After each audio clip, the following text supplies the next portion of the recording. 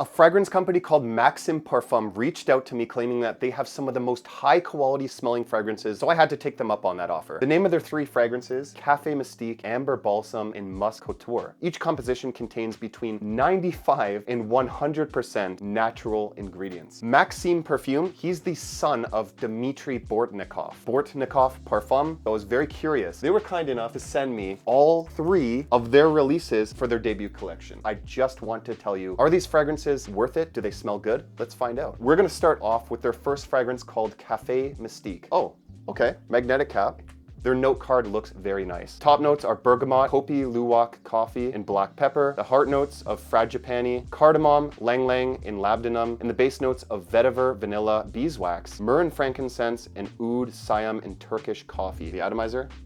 Oh, wow. That's a very pressurized, good atomizer actually. Okay, wow. Okay, I was not prepared for that. Oh my God, that's very, very strong. It's very ambery, resinous-y, a little bit animalic, some florals. You're definitely getting a very, very high quality vetiver as a base that's supporting this. It's not as extreme of a coffee fragrance as I would have expected with a name like Café Mystique. This has a lot more going on to it and a lot more depth. This is a very attractive scent profile, wow. It's a little smoky, resinous-y, ambery, sweet. Try it on my hand.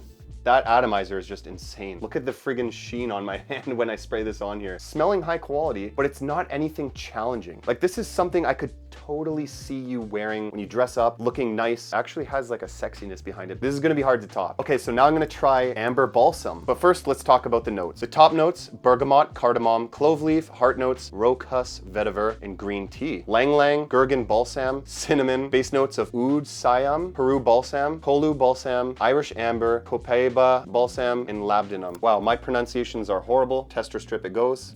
Oh wow, look what it did to my tester strip. You do not want to wear a white dress shirt when you spray this on. This one's a little bit more challenging. It is a little bit deeper. I do smell some animalic scent profile in here. Like, this is a little bit more what I was expecting from the brand here. None of these fragrances so far smell like anything else at all. It's like almost like you're in the middle of a jungle. Like that type of smell. Earthy, almost dirty, woody, animalic, oody note in the background. Brightened up with some amber sweetness. It's resinous. This is complex. Hard to even tell what I'm smelling here because of the blend of perfumery here. It definitely has an oody funk to it. It's hard to say which one I actually like more. This is actually really good. I'd probably wear this anytime I want to go to like a fragrance event and really, really show out and show off. You're not gonna smell like anyone else when you wear something like this. Now we're on to the last one, Musk Couture. I don't know if I saved the best one for last, but this one sounds the most interesting. Why does it sound interesting? Well, the top notes: lychee, herbal green notes, raspberry, Roman chamomile. Heart notes: lang lang, gaiac wood, nagarmatha, tobacco. Base notes: vanilla, Indian oud, Siberian musk, oak moss, cedarwood, and benzoin. I love tobacco in fragrances. I love gaiac wood. I love raspberry and lychee, vanilla. Like, pretty much all of the notes in here sounds like something I'm gonna like. But that Siberian musk sounds a little challenging. Let's find out if this is gonna beat the other 2. Look at the color of this juice, okay? Let's check it out on tester.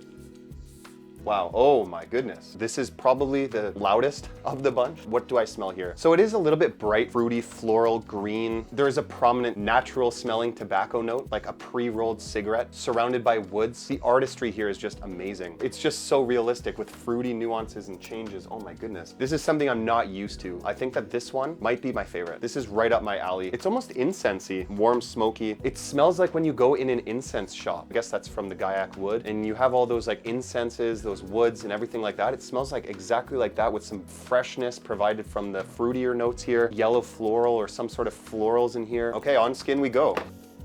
Holy crap, yeah, it actually dyed my arm. I don't know if you can see that, but my arm's a different color than it was yesterday. The musk here is very animalic smelling. Like, it smells like I'm straight up smelling a hide of an animal. Very masculine smell here coming through. I cannot rank these right now because they're progressing rapidly on my skin. I'm gonna give it a second, let these dry down, and then I'm gonna come back and tell you which ones are my favorite. Okay, so now it's the next day. I've sat with these now for an actual full wearing, so I can actually discuss how they dry down and what differs. So the first one I sprayed on, Café Mystique. I really liked this one. It actually actually started nice, coffee, resinous, dark, spicy. I started to realize that when it dried down, it actually kind of calmed down on the coffee, dark, resinous-y, spicy feel. Like this fragrance was a little bit more floral than I expected. The dry down is actually lighter. It's more ambery, a sweet vanillic smell, and it's lightly floral. It does go on stages, so it starts coffee, and then the mid kind of just takes away that smell of the coffee, and then the base, you get a little bit more of that coffee and warmth added back in there before it disappears. It does also lean into the frangipani kind of floral scent profile. You get like a white floral smell mixed with sweetness and a little bit of a citrusy smell that gives it some brightness. I think women could definitely wear this. I like this one a lot. It's just not my favorite of the bunch. Then we move on to Amber Balsam. What I started to pick up on a little bit more towards the dry down was those herbs, those spices. The oud becomes actually a lot more prominent than it was for me, at least in the initial opening. It's not a challenging oud though, which I would have expected it to be a little bit more challenging, but the vetiver starts to come out more. Green tea starts to act as a supportive base. Like, you know, like when you get the green tea bag and you smell like a green tea bag, it almost gives this like resinousy, smoky feel towards the dry down. And then we have my favorite of the bunch, the Musk Couture. So I think that this is actually the most unique. It's also the most artisanal in a way because its progression is actually quite rapid and it changes and takes you on a journey. Like this starts with this fruity berry smell, lychee and the raspberry combining together, but you also get this green and tobacco smell in the background that's so nice and pleasant. But it's also being supported by this slightly animalic musky smell. Like when you smell like a hide of an animal, that's what it smells like. It smells very, very high quality musk. It's the Siberian musk. The Nagarmatha and the Indian oud are combining together in the opening, and that's why I like it so much. But now when it dries down, it transitions because you lose a little bit of that fruitiness. The fruitiness actually starts to take a backseat. That lychee raspberry combination falls behind. And this is where the animalics start to come out a little bit more. And then it starts to transition into this kind of woody, incensey, smoky Gaiac wood. All of these are very, very unique fragrances, but I just think that this one was able to captivate me the most because it just has such an addictive, nice scent profile that is super ultra unique. When I did wear these, I did notice some things, that they all share a similar backbone of a DNA that kind of floats through these three fragrances. One, I did notice this Lang Lang that ties them together, even though it's only listed in 2 of the 3. I also realized that they do have a amber labdanum combination. The labdanum adds this like warm, resinousy, floral vibe to it with the Lang Lang, and I think that's very nice. They also have this kind of oudy scent profile that goes throughout all of them. I did kind of expect them to be a little bit more challenging or daring, but no, these are all actually friendly to people that are not used to artisanal fragrances. For their first release, their first collection, I think that's the best place that you want to be because it can also bring in new eyes towards your brands. I'd like to see their second collection be a lot more daring though, which, you know, I'm sure they're going to do. They're all crafted for wearability, which I really like. They are extrait de parfum. Good longevity in performance, but it's not going to scream in people's faces. They're not going to be pushed out by those heavy designer synthetics that you're used to. I wish I could tell you more details, but this is only just a glorified first and kind of second impression. These fragrances are quite expensive. I think they're $220